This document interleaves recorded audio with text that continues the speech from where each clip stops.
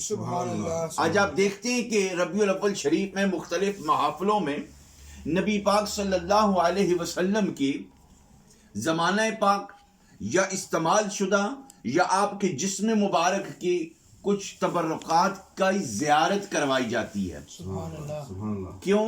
تاکہ مومنین جو اس زمانے میں موجود نہیں تھے وہ آج زیارت کر کے اپنے ایمان کو سکون پہنچا دیں۔ سبحان اللہ۔ سبحان اللہ۔ بڑی خوبصورت روایت ہے کہ نبی پاک صلی اللہ علیہ وآلہ بیت وسلم کے زمانے میں ایک آپ کے ماننے والی عورت تھی، اس نے اپنے ہاتھوں سے ایک چادر سی اور اس کو سرکار کی بارگاہ میں بطور تحفہ پیش کرنے لگی۔ سبحان اللہ۔ عرض کی یا رسول اللہ صلی اللہ علیہ وسلم، یہ چادر میں نے اپنے ہاتھوں سے آپ کے لیے سی ہے، آپ اسے قبول فرما لیں۔ سرکار نے اس چادر کو قبول فرماتے ہوئے اسے اپنے جسم مبارک پر اوڑھ لیا۔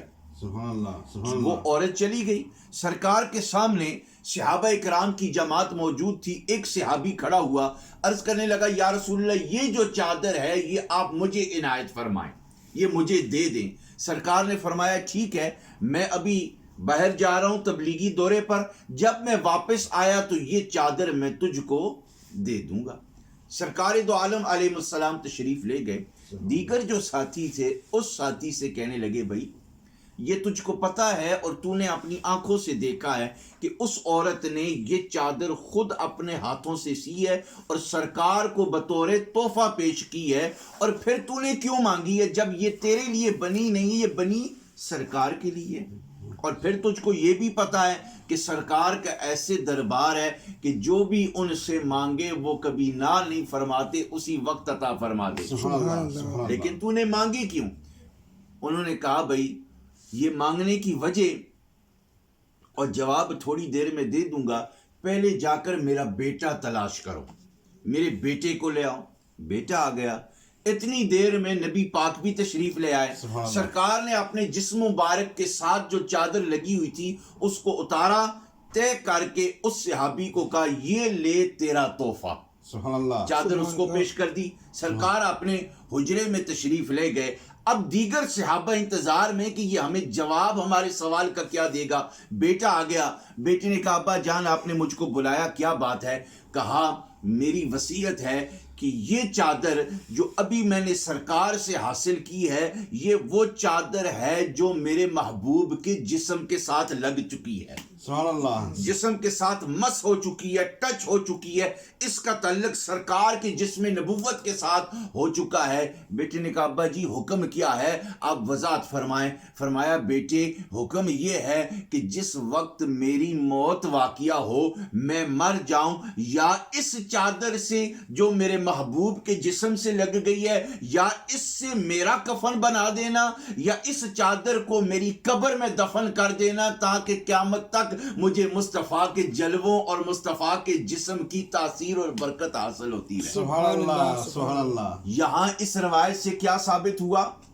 کہ جو لوگ اعتراض کرتے ہیں کہ جی یہ فلاں تبرک تم استعمال کرتے ہو، فلاں تبرک تم استعمال کرتے ہو، یہ فلاں تبرک ہے، یہ نبیوں کا ہے، یہ اہل بیت کا ہے، یہ پیر و مرشد کی چادر ہے، یہ پیر و مرشد کی پگڑی ہے، یہ پیر و مرشد کا تبرک ہے، تم اس کو چومتے ہو، تم اس کو پاس رکھتے ہو۔ مرید چاہتے ہیں کہ اپنے مرشد کا جبہ یا دستار ان کے ساتھ قبر میں دفنائی جائے، نبی پاک صلی اللہ علیہ وسلم کے تبرکات وہ اپنے گھروں میں رکھتے ہیں۔ کیوں؟ یہ اس سے صحابی کی سنت سے ہمیں پتہ چلا کہ نبی پاک صلی اللہ علیہ وسلم یا نیک بندوں کے تبرکات اپنے پاس رکھنا یہ صحابی کا طریقہ ہے۔ سبحان اللہ، سبحان اللہ۔ اب آپ دیکھیں کہ عقیدت مند، محبت والے یہ انسان تھے، لیکن جن اشیاء اور جن چیزوں میں جان نہیں ہے۔ بڑی خوبصورت بخاری شریف کی وہ روایت ہے کہ نبی پاک صلی اللہ علیہ وآلہ بیت وسلم درخت، کھجور کے خشک تنے کے درخت کے ساتھ ٹیک لگا کر آپ درس دیا کرتے تھے۔ کچھ دنوں کے بعد مسجد نبوی شریف میں آپ کا منبر تیار ہو گیا تو آپ نے درخت کو چھوڑ دیا، آپ منبر شریف پر بیٹھے، منبر شریف پر بیٹھ کر درس دینے لگے۔ صحابہ کرام کہتے ہیں کہ سرکار بولنے لگے علم کے موتی بکھیرنے لگے، خطاب ارشاد فرمانے لگے، درس دینے لگے کہ اچانک ہمیں رونے کی آواز آئی۔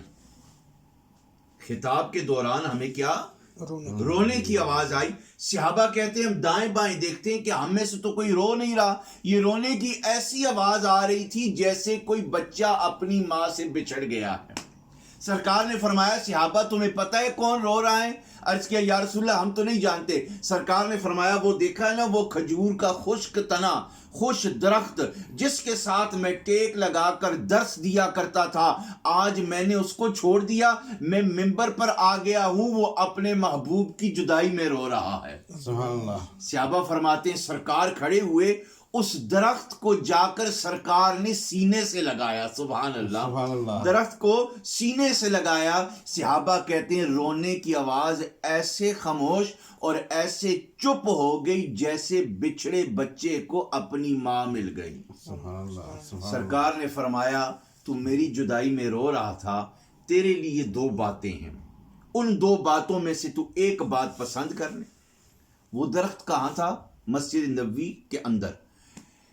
اگر تو چاہے تو میں اللہ کی بارگاہ میں دعا کرتا ہوں جتنی تیری عمر ہے یہیں تو رہ سکتا ہے مسجد شریف میں، تیری عمر جتنی گزرتی ہے، یا پھر اللہ کی بارگاہ میں دعا کرتا ہوں کہ تجھے اٹھا کر جنت کے باغوں میں لگا دیا جائے، تیری ٹہنیوں سے جو پھل جو فروٹ تیار ہوگا قیامت تک میری امت کے ولی تیری ٹہنیوں کے پھل کھایا کریں گے۔ سبحان اللہ۔ مرضی تیری ہے، ادھر رہنی ہے یا جنت میں چلا جا کہ ٹہنیوں سے فروٹ تیار ہو اور میری امت کے ولی کھاتے رہیں۔ درخت کہنے لگا یا رسول اللہ میرے لیے آپ اہتمام اور دعا کریں، اللہ سے عرض کریں کہ یہاں سے اٹھا کر مجھے جنت میں لے جائیں اور میری ٹہنیوں سے جتنے پھل تیار ہوں گے آپ کی امت کے ولی کھایا کریں۔ سبحان اللہ۔ سبحان یعنی سرکار دو عالم علیہ الصلوۃ والسلام کے جسم مبارک کے ساتھ انسان لگ جائے تو وہ بھی اعلیٰ ہو جاتا ہے، اور اگر کوئی بے جان چیز لگ جائے سرکار کے ساتھ تو وہ بھی اعلیٰ ہو جاتی ہے۔ سبحان اللہ۔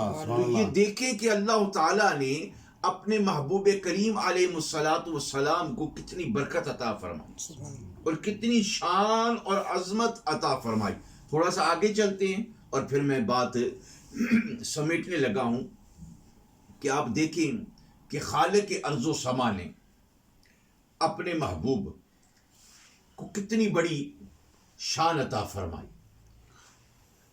حضرت سیدہ آمنہ اور حضرت عبداللہ کے گھر کیا ہوا؟ لکھنے والے لکھتے ہیں حضرت عبد المطلب فرماتے ہیں کہ 12 ربیع الاول کے روز کعبے کا میں طواف کر رہا تھا۔ کعبے کے طواف کے دوران میں نے دیکھا کہ کعبے کی دنیا طواف کیے جا رہے ہیں، کعبے کو سجدہ کیے جا رہے ہیں، کعبے کو لوگ جھکتے جا رہے ہیں۔ میں نے اچانک نیا معاملہ دیکھا کہ کعبہ آمنہ کے گھر کی طرف جھک رہا ہے۔ سبحان اللہ۔ میں سوچنے لگا کہ ساری کائنات کعبے کو جھکی جا رہی ہے، پر آج کعبہ آمنہ کے گھر کو کیوں جھکے جا رہا ہے؟ کہتے ہیں میں سوچنے لگا، خیال آیا، کعبے کی دیواروں کے اندر سے آواز آیا کہ لوگوں کا میں کعبہ ہوں، لوگ مجھے جھکے جا رہے ہیں، میری طرف آ رہے ہیں، لیکن آمنہ کے گھر آج اللہ کا محبوب پیدا ہو رہا ہے جو مجھ کعبے کا بھی کعبہ ہے۔ سبحان اللہ۔ بہاریں آ گئیں، رفعتیں آ گئیں، بلندیاں آ گئیں، شان و عظمت والی رات آ گئیں، وہ عظمتوں والا مقام، وہ سحری کا وقت جس وقت آمنہ اور عبداللہ کے گھر اللہ کے حبیب تشریف لے آئے جن کے صدقے پوری کائنات روشن اور منور ہو جاتی ہیں۔ سبحان اللہ۔ اور میرے آقا اتنے لجپال، اتنی شان والے، اتنی عظمت والے۔ مختصراً بات ختم کرنے لگا ہوں کہ مکہ شریف میں سرکار کے زمانے میں ایک عورت تھی غیر مسلمہ جس کے جسم سے اس کے کپڑے پھٹ گئے تھے، کپڑوں کی ضرورت تھی، تو بیٹا چھوٹا تھا، بیٹے نے کہا امی میں اپنے چاچے کے پاس جاتا ہوں اور چاچے کو کہتا ہوں کہ کپڑا دے، میری والدہ کو کپڑے کی ضرورت ہے۔ تو ماں نے کہا بھئی نہیں، تیرے چاچے سے ہماری بنتی نہیں ہے، وہ نہیں دے گا، باتیں بھی سنائے گا، لہذا چاچے کے پاس نہیں جانا۔ بچے نے ضد کی، کہا نہیں میں نے جانا ہی جانا ہے۔ بچہ چلا گیا چچا کے پاس، بھئی میری امی کو کپڑے کی ضرورت ہے، تو چاچا لگتا ہے تو دے۔ تو اس نے درخار دیا، اس نے کہا بھئی نہیں ہے میرے پاس۔ بچہ روتا ہوا راستے پہ آ رہا تھا، ایک بندہ انجان ملا، کہا بیٹے کیوں رو رہے ہو؟ کہا ماں کو کپڑے کی ضرورت ہے جسم ڈھانپنے کے لیے، چچے کے پاس گیا تھا، چچے نے درخار دیا، اب کپڑے کی ضرورت ہے۔ اس شخص نے کہا فکر کرنے کی ضرورت نہیں، کعبے شریف میں چلا جا، کعبے شریف کے پاس ایک محمد نامی بندہ بیٹھا ہوا، سبحان اللہ سبحان اللہ ان کے پاس جا کر اپنی عرضی اور حاجت پیش کر، وہ یقیناً تیری ماں کی مدد کرے گا۔ سبحان اللہ بیٹا گھر آ گیا، بیٹا ماں سے کہنے لگا بھئی چاچے نے تو دیا کچھ نہیں۔ ماں نے کہا میں نے جو تجھ کو کہا تھا کہ چاچے کے ساتھ بنتی نہیں ہے تو پھر بھی تو چلا گیا۔ تو بیٹا کہنے لگا مجھے راستے پہ ایک بندہ ملا ہے، اس نے کہا ہے کہ حتیم کعبہ میں ایک محمد نامی بندہ بیٹھا ہوئے، اس کے پاس چلا جا۔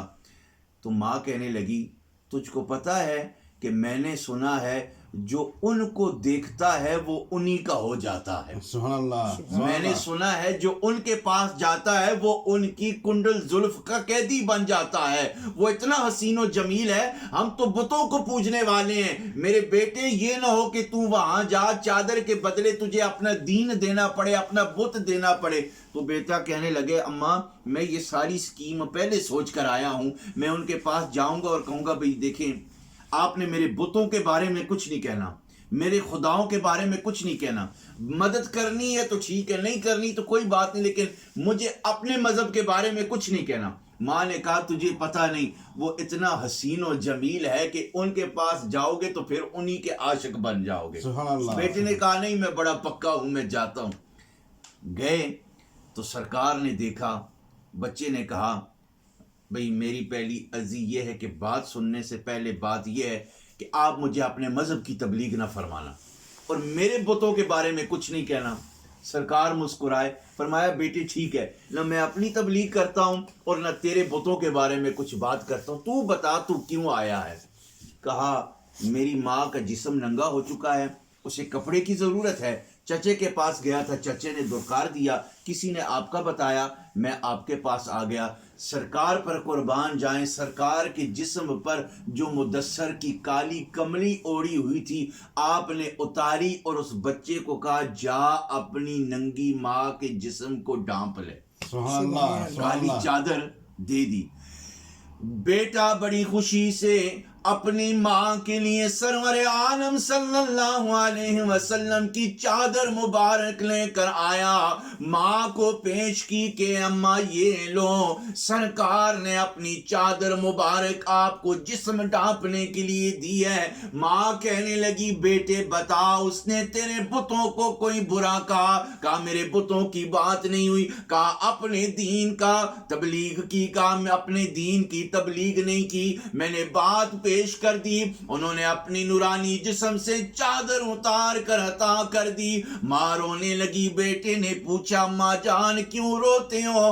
آپ کے جسم کو ڈھانپا گیا، ننگا جسم چھپ گیا، اب رو کیوں رہی ہو؟ ماں کہنے لگی بیٹے سوچ رہا ہوں کہ جس کا کلمہ بھی نہیں پڑھا، جس کو ہم نے نبی بھی نہیں مانا، جس کے مذہب کو بھی قبول نہیں کیا، دنیا میں اگر اس نے ہمارے ننگے جسم کو ڈھانپ لیا، سوچ رہی ہوں اگر میں نے اس کا کلمہ پڑھ لیا، اس پہ درود پڑھنا شروع کر لیا، اس کی امت میں شامل ہو گئی تو دنیا میں بھی اور قیامت کے روز بھی وہ میرے جسم کو چھپا کر شفاعت عطا فرما کر اللہ کی بارگاہ سے جنت عطا فرما دیں گے۔ سبحان اللہ بیٹے نے کہا چلو پھر اٹھ کر چلتے ہیں، آج اسی لجپال نبی کی کملی کا سہارا لے کر کلمہ پڑھ کر اس کے حسن و جمال کا دیوانے ہو جاتے ہیں۔ سبحان اللہ یعنی سرکار تو عالم علیہ السلام آپ کی زبان مبارک میں یہ تاثیر،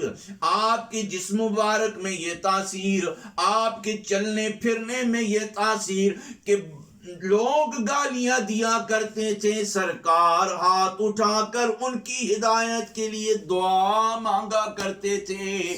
سرکار کی لجپالیاں، امت کتنی بے وفا ہو چکی ہے، نبی کو یاد نہیں کیا جا رہا، میلاد نہیں منایا جا رہا، سیرت نہیں اپنائی جا رہی۔ مردوں کو دیکھیں، عورتوں جیسی شکلیں بنائے پھرتے ہیں، عورتوں کو دیکھیں، مردوں جیسی شکلیں بنائی جا رہی ہیں۔ میرے نبی کی سیرت، میرے نبی کا میلاد یہ بتا رہا ہے کہ مرد کا کردار، مرد کی صورت اور سیرت ایسی ہونی چاہیے جس طرح نبی نے درس دیا، اور عورت کا کردار، عورت کی صورت اور سیرت اور پردہ داری ایسے ہونی چاہیے جس طرح میرے نبی کی بیٹیوں اور بیویوں کی تھی۔ سبحان اللہ۔ آج سسٹم الٹ ہوتا جا رہا ہے، ہر کسی کو فیشن کی پڑی ہے، ہر کسی کو زمانے کی پڑی ہے، لیکن یاد رکھنا موت تک اور موت کے بعد دنیا والوں نے، فیشن والوں نے کام نہیں آنا۔ قیامت کے دن مصطفیٰ نے اگر کمبلی کا سہارا عطا کر دیا تو سمجھ لینا بیڑا پار ہو گیا ہے۔ سبحان اللہ، سبحان اللہ۔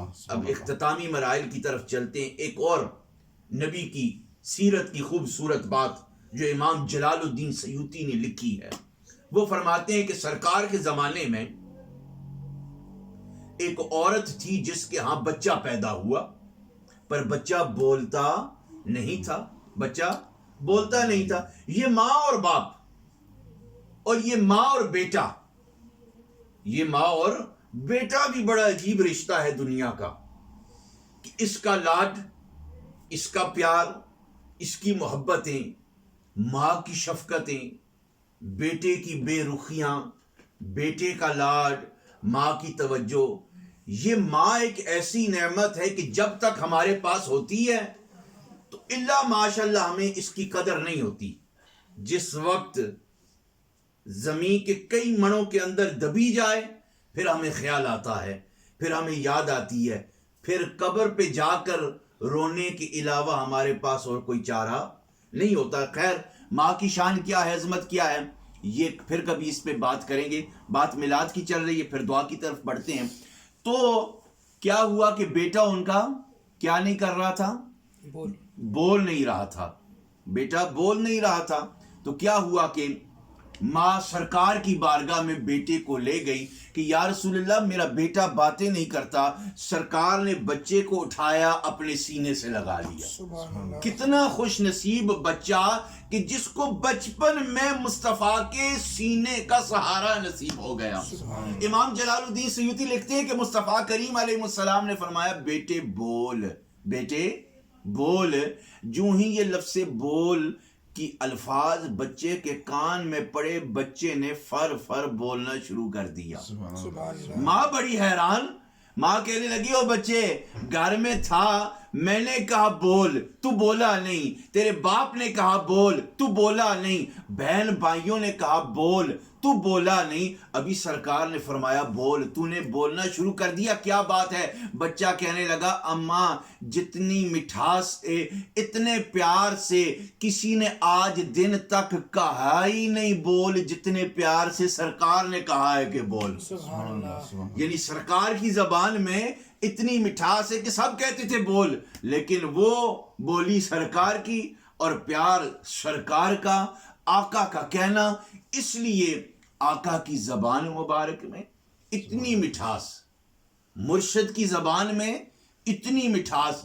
اگر امتی سمجھ جائے کہ میرے نبی کی زبان میں مٹھاس، اور شاگرد سمجھ جائے کہ میرے استاد کی زبان میں مٹھاس، مقتدی سمجھ جائے کہ میرے امام کی زبان میں مٹھاس، اولاد سمجھ جائے کہ میرے ماں باپ کی زبان میں مٹھاس، مرید سمجھ جائے کہ میرے پیر و مرشد کی زبان میں مٹھاس، ان مٹھاسوں جیسی کوئی مٹھاس دنیا کی کسی چیز کا مقابلہ ہی نہیں کر سکتی۔ سبحان اللہ، سبحان اللہ۔ مرید کو پتہ چل جائے کہ میرے پیر کا الفاظ اگرچہ وہ کڑوا ہے، وہ سخت ہے، لیکن وہ میری رہنمائی کے لیے ہے، میری بہتری کے لیے ہے، آج نہیں تو 10 سال پہلے بعد میں یاد آ جائے گا، پتہ چل جائے گا۔ لیکن وہ بزرگ فرماتے ہیں میاں محمد صاحب آپ کے ذوق کے لیے، انہوں نے اس بات کا ترجمہ کیا ہے کہ دنیا کی ہر چیز میٹھی ہے، لیکن جو محبوب کی زبان سے بول نکلتے ہیں وہ زیادہ میٹھے ہیں. سبحان اللہ. اور وہ فرماتے ہیں کہ دنیا کی کھنڈ جو ہیں وہ میں نے کھائی، ہر چیز کھائی، لیکن کسی چیز کے اندر وہ مٹھاس نہیں جو یار کی زبان میں مٹھاس ہوتی ہے. یار آپ کسی کو بھی لے لیں، یار کی زبان میں جو مٹھاس ہوتی ہے وہ کیا فرماتے ہیں. پھر دعا کی طرف بڑھتے ہیں. میاں محمد صاحب، نبی پاک کی زبان میٹھی، اپنے ماننے امتیوں کے لیے، مریدوں کے لیے اپنے مرشد کی زبان میٹھی. میاں محمد صاحب فرماتے ہیں ککھ سواد نہ مصری اندر تے کھنڈا بھی چکھ ڈٹھیاں.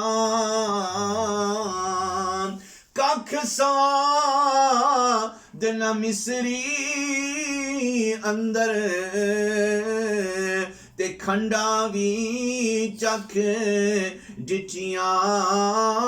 پر اینا ساریاں چیزاں نالوں اتے گلاں سجن دیاں مٹھیاں. سبحان اللہ. سبحان اللہ. یعنی سجن کو سجن سمجھا جائے، اس پیار کرنے والے کو اپنا پیارا سمجھا جائے. پھر آپ دیکھیں کہ کس طرح بہاریں ہی بہاریں ہوتی ہیں.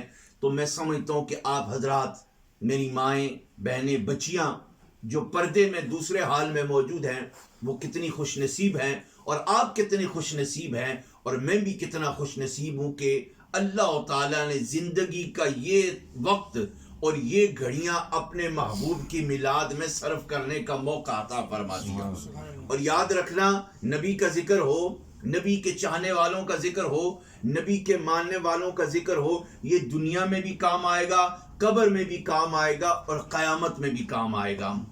اور آج میلاد کے دن آپ اپنے آپ سے عہد کر لو، وعدہ کر لو کہ آج کے بعد ہم نے وہ کام کرنا ہے جس کام کا ہمیں سرکار نے حکم دیا ہے، اور ان کاموں سے بچنا ہے جن کاموں سے سرکار نے منع فرمایا ہے، اور اپنی اولاد کی تربیت کرنی ہے. اللہ تعالی ہم سب کی حاضری قبول اور منظور فرمائے، اور نبی پاک صلی اللہ علیہ وسلم کی سچی پکی غلامی نصیب فرمائے. وآخر دعوانا ان الحمدللہ رب العالمین.